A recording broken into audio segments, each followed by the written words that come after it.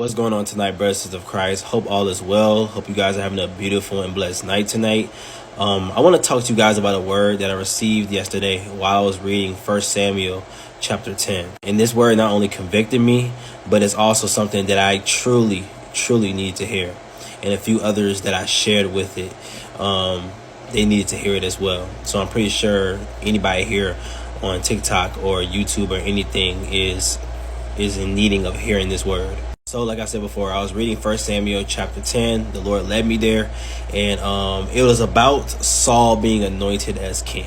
And, you know, Samuel anointed Saul's head and told him that the Lord had appointed him commander over the inheritance, meaning that the Lord had appointed him to be king and ruler over Israel. But before all this could happen, Saul had to follow instructions told by the Lord through Samuel. Not only follow instructions, but also he was told what he was going to encounter and the people he was going to encounter as well. The main encounter I want to talk about with Saul was going to meet a group of prophetic men. And as he meets them, the Lord spoke through Samuel to tell Saul this. This is verses 6 through 8. It says, "Then the Spirit of the Lord will come upon you, and you will prophesy with them, and be turned into another man. And let it be, when these signs come to you, that you do as the occasion demands, for God is with you. You shall go down before me to Gilgal, and surely I will come down to you to offer burnt offerings, and make sacrifices of peace offerings. 7 days you shall wait, till I come to you, and show you what you should do." So what Samuel was telling Saul was that these group of prophetic men were going to come to him and prophesy over him. And as they prophesied over Saul, Saul was not only going to prophesy with them, but the Spirit of God was going to come upon Saul and change his heart, change his mind, and he was going to become a new man, a new creation. And he was commanded to wait for Samuel to get back with the peace offerings and the burnt offerings. And as Saul did what was supposed to be done, this is what happened in verses 9 through 11. Then it says, "So it was, when he had turned his back to go from Samuel, that God gave him another heart. And all those signs came to pass that day. When they came in there to the hill, there was a group of prophets to meet him.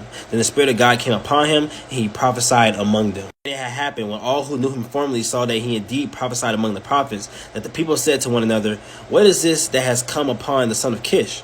Is Saul also among the prophets?" So as the Spirit of God comes upon Saul, and he starts to prophesy, and his heart has changed, and he's a new person, a lot of people see that this is a new person. A lot of people don't see this as the old Saul that they once knew. But here's these two scriptures that I really want to address. It really is the main focal point of my whole entire video. So Saul ended up running into his uncle. And as Saul's uncle saw him, Saul's uncle was very concerned about his whereabouts. And this is basically the whole conversation. This is verses 14 to 16. Here we go right here. "Then Saul's uncle said to him and his servant, 'Where did you go?' So he said, 'To look for the donkeys. When we saw that they were nowhere to be found, we went to Samuel.' And Saul's uncle said, 'Tell me please what Samuel said to you.' So Saul said to his uncle, 'He told us plainly that the donkeys had been found. But about the matter of the kingdom, he did not tell him what Samuel had said.'" And that matters of the kingdom that Saul did not want to tell his uncle was that Saul was going to be appointed as king of Israel. And as I read that passage, man, I was shocked, because I'm like, dang, this low-key pertains to my life and what the Lord has been telling me regarding to blessings, regarding to a lot of things that the Lord has in store for me in my life currently, right now in this season I'm in. And you know, as Saul was appointed as king, Saul was hiding in the equipment. I'm pretty sure Saul was pretty scared, and he was pretty nervous about the calling of being king over Israel. And as Saul was introduced, Saul was different from everybody else. Saul didn't look like the average person, but that's what made him stood out. Because Samuel said in verses 24 to the people of Israel, and Samuel said to all the people, "Do you see him whom the Lord has chosen, that there is no one like him among all the people?" So yes, Saul was different. So many of the people of Israel began to cheer for Saul.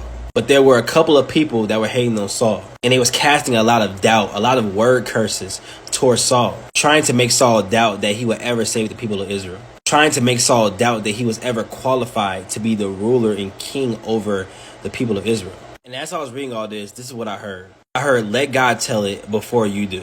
And I'm like, let God tell it before you do. I know there's many of us in a season of overflow, a season full of inheritance, a season full of blessings, a season where God is putting many people's relationships together, many businesses, many finances together. I know a lot of us can get so excited to the point we want to tell everybody. But I'm here to tell you, not everybody is happy about what God is doing in your life. Not everybody wants to see you in the position where you're at right now. God wants you to be quiet in this season, not because he just wants you to not tell anybody, because he wants to be the one to announce it first. Because when God is the one that tells it first, there is nothing that the enemy can do to stop what God is doing. There's no word curse, there's no witchcraft that can stop what God has already spoken and ordained over your life. Let God tell it first. Although many people might not feel like you're qualified for this position, qualified for this blessing, that truly does not matter. Because God has qualified you. God has appointed you for such a time as this. Be quiet in this season.